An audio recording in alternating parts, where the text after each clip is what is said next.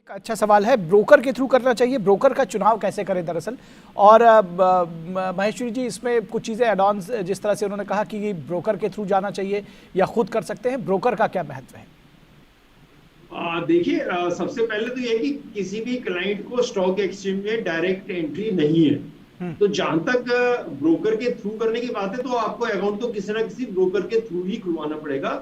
जहां तक मैं समझता हूँ कि इनका क्वेश्चन ये है कि जो कुछ ब्रोकर अपनी एडवाइस देते हैं कि आप एक्स शेयर खरीदिए या वाई शेयर खरीदे, ये हम्म। उस पर डिपेंड करें या अपना डिसीजन खुद लें। ठीक अगर है। ये बात है, क्योंकि आपको ट्रांजेक्शन तो ब्रोकर के थ्रू ही करनी पड़ेगी, हम्म। डायरेक्ट एंट्री का कोई सिस्टम नहीं है स्टॉक एक्सचेंज में। हम्म। क्लाइंट डायरेक्ट सौदा नहीं कर सकता है। हम्म। लेकिन ब्रोकर के थ्रू आप डिसीजन मेकिंग, आपको एक्स शेयर लेना है, वाई शेयर लेना है, उसको बेचना है, कितनी पैसे लगानी है, किस सेक्टर में निवेश करना है, ये एक डिसीजन है जिसमें आपको ब्रोकर्स अपनी राय भी देता है।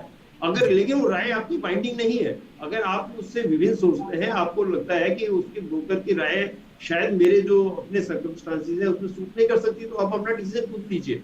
हम्म। जो ब्रोकर्स एडवाइजरी दे रहे हैं वो तो जस्ट एक ब्रॉडर कंसेप्ट आपको बता रहे हैं, उनके हिसाब से मार्केट में क्या लगना है।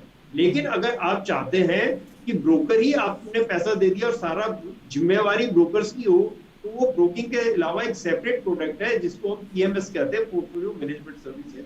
उसमें आपके सेपरेट अकाउंट खुलेगा, सेपरेट टर्म्स एंड कंडीशन है और सेपरेट ढंग से होगा। मुझे लगता है वो कभी हम विस्तार से दोबारा चर्चा करेंगे। आज हमारा है जी। पीएमएस की हम बात नहीं कर रहे हैं, आप सिंपल एक निवेशक की बात कर रहे हैं। एज ए निवेशक आपको ब्रोकर के थ्रू जाना है, आपको सुविधा रखनी है, आपको बेचते समय डीमैट अकाउंट में क्या प्रिकॉशन करनी है और कैसे डिसीजन लेना है, जी। उसको आपको अभी मान के चलिए खुद ही डिसीजन लेना है। जी, लेकिन